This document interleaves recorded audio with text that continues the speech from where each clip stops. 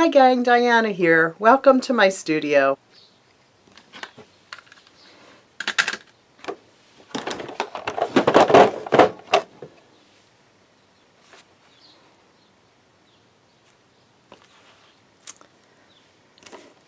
I thought it would be fun to show you a little bit of what I'm calling fake out painting. I'm going to be working on these tags again.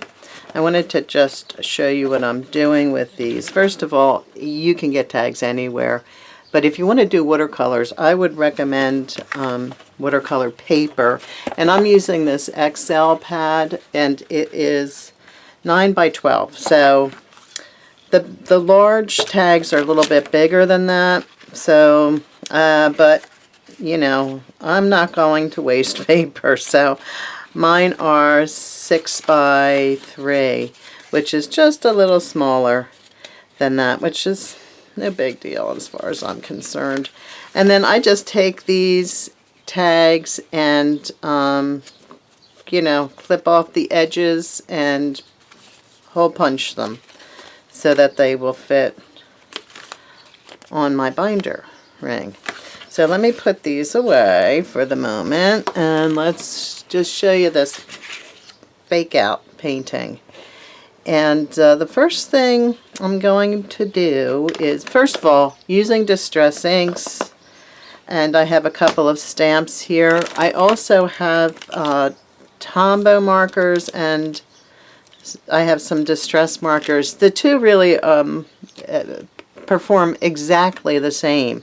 So it's a question of color and whatever color you like. So I just keep mine all together and use them the same exact way. I also have my water brush. I'm going to start out with this little butterfly.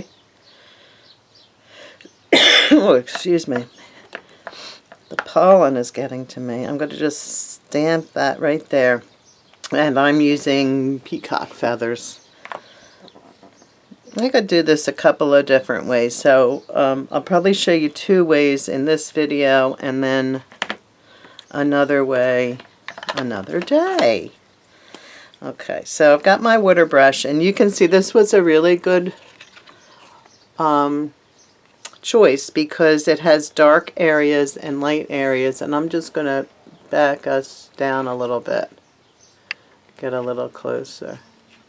Oh, that was good. I usually push it the wrong way.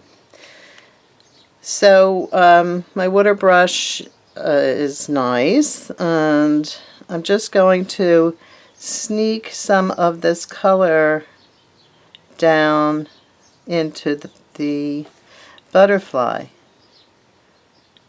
Just pull it down. The distress inks are so incredibly water soluble. I love them. I love them. I'm really liking them. So you might want to leave a little bit of this white. It's always nice to leave a little bit of white in your watercolors. That's the only way you can get the paper. But you know, get that white is usually from the paper. And it really lends a lot to your watercolor to leave some white there. You can always come back with a pen. But I'm going to just blend this all out, and then I'm going to do one more thing. I'm going to let this dry for a minute. I'll probably dry it with my... So the edge completely disappears there. Right? Real nice. Real nice. So I'm going to do a couple. I'm going to dry this and then come back with it. I'm going to take a nice gray marker and outline this. So I'm going to use a Tombow. It's an N75. I think it's really nice to have a variety of grays in your marker mixes. I love this ice spruce distress marker too. It's a wonderful gray. Okay, so let me just, what I'm going to do is just go around the outside. I just really like the look of this, and so I'm just going to go right around the outside of this. And I'm going to go right, skip the, don't worry about those little antenna. And then I'm going to grab my brush again. Ooh, that had a lot of blue in it. Whoopsie. That happens. And just wipe it off somewhere. But that's probably going to be okay. And then, well, I'm not going to worry about it. You might want to make sure you get your brush wiped off. And I'm just going to go around it just to sort of blend that edge out a little bit more. It gives it, I think it automatically gives it an even more of a hand-painted look when you do that. And then this time I'm going to remember to wipe my brush off. I've got this lilac. I'm just going to scribble a little bit beside and pick it up using this as a palette. And just adding a little bit more in here. These colors really blend beautifully together. I've noticed that the distress colors just blend really nicely together. So you can go ahead and do that. Maybe I'll take a little bit of this picked raspberry, the brush end of that picked raspberry. I mean, you could even, if you don't have these, you can just use your distress ink pads and you can add a little bit of that to the mat. I think we've done that before. And I'm just going to add a little bit more of this. And you're really getting this real nice, went overboard on that one a little bit. Let's see if I can pick it up. Where's my, there. Just, yeah, it was fine.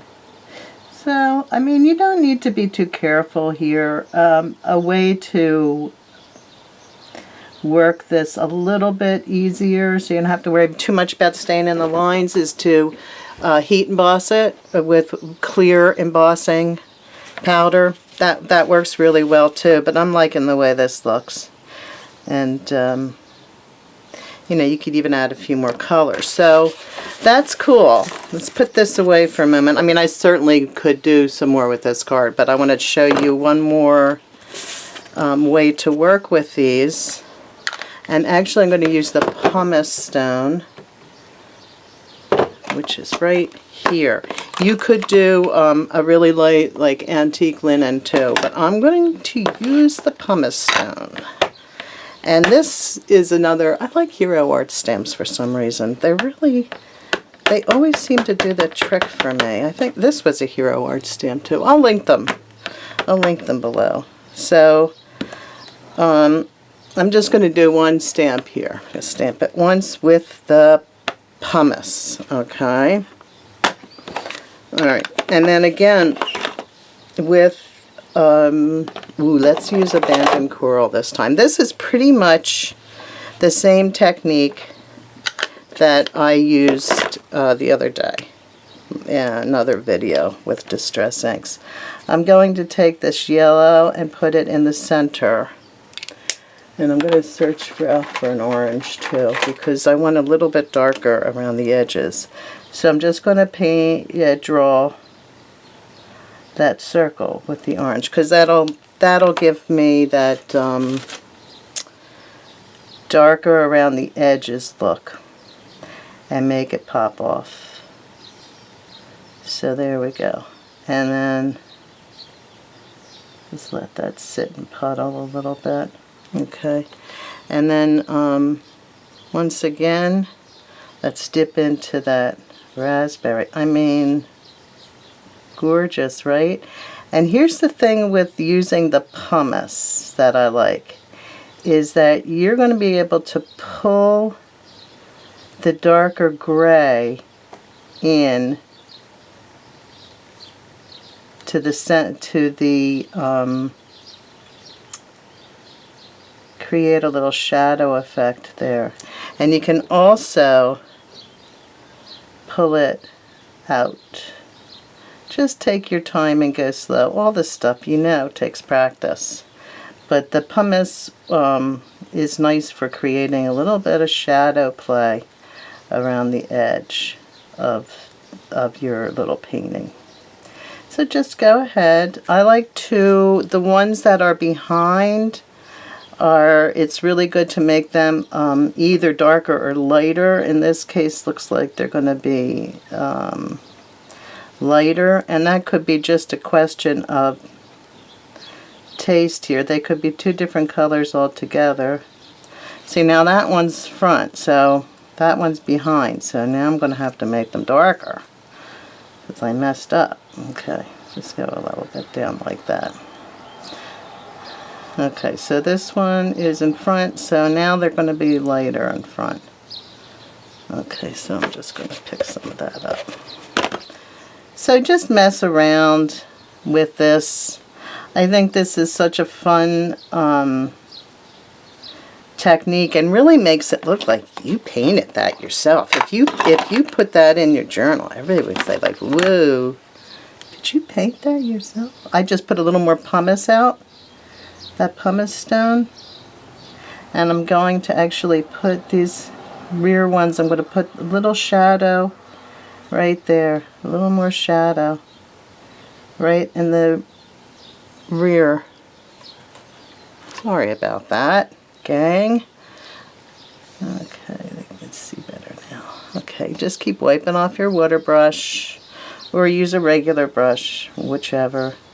And if you get like bad coloring, like I just did here, just blend it out.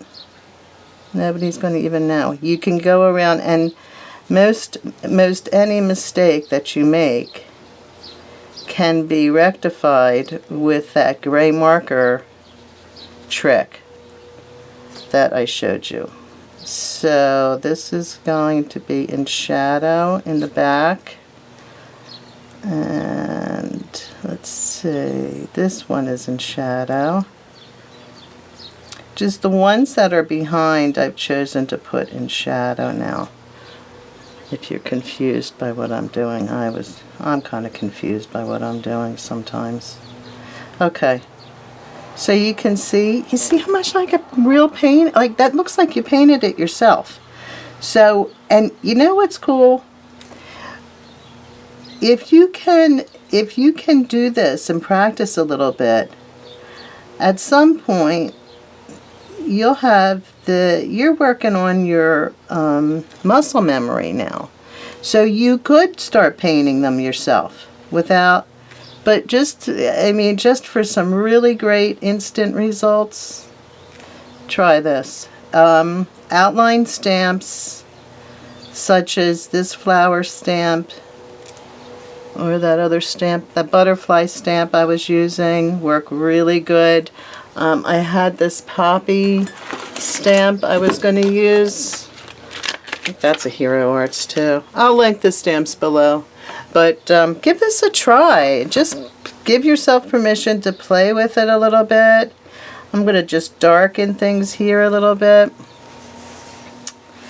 And go for it. See you soon.